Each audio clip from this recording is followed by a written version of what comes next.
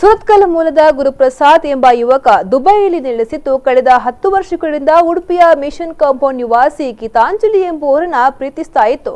ಕಳೆದ 2017ರ ಜನವರಿಯಲ್ಲಿ register marriage ಆಗಿತ್ತ. ಆದರೆ ಈ ಮಧ್ಯೆ ಮೂಲ್ಕಿ ಮೂಲದ ಬಾಂಬೆ ನಿವಾಸಿ ದಿವ್ಯಾ ಎಂಬಾಕೆಯೊಂದಿಗೆ ಕಳೆದ 4 ವರ್ಷಗಳಿಂದ ಸಂಬಂಧ ಇರಿಸಿದ್ದ.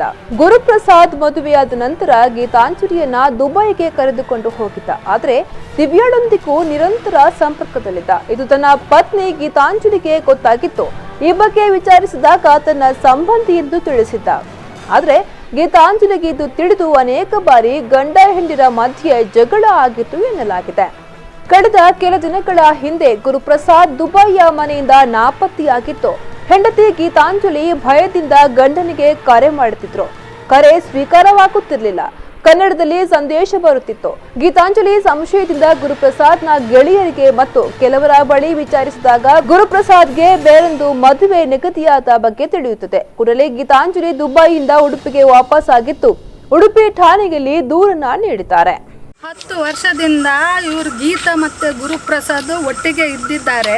ಗುರುಪ್ರಸಾದ್ ಸುರತ್ಕಲ್ಲಿನ ಹುಡುಗ. ಅವನು ಇವಳೊಟ್ಟಿಗೆ ಒಳ್ಳೆ ರೀತಿಯಲ್ಲಿ 10 ವರ್ಷದಿಂದ ಇದ್ದಾನೆ. 1.5 ವರ್ಷದ ಹಿಂದೆ ರಿಜಿಸ್ಟರ್ಡ್ ಮ್ಯಾರೇಜ್ ಮಾಡ್ಕೊಂಡಿದ್ದಾನೆ.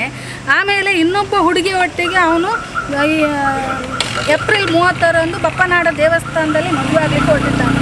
ನಮಗೆ ನಿನ್ನೆ ಈ ವಿಷಯ ಗೊತ್ತಾಯಿತು. ಇವತ್ತು ನಾವು ಆ ಮದುವೆಯನ್ನು ನಿಲ್ಲಿಸಿದ್ದೇವೆ. ಗೀತಾ ಅನ್ನುವ ಹುಡುಗಿಗೆ ನ್ಯಾಯ ದೊರಕಿಸಿಕೊಡ್ಲಿಕ್ಕಾಗಿ ನಾವು ಹೋರಾಟ ಮಾಡ್ತಾ ಇದ್ದೇವೆ.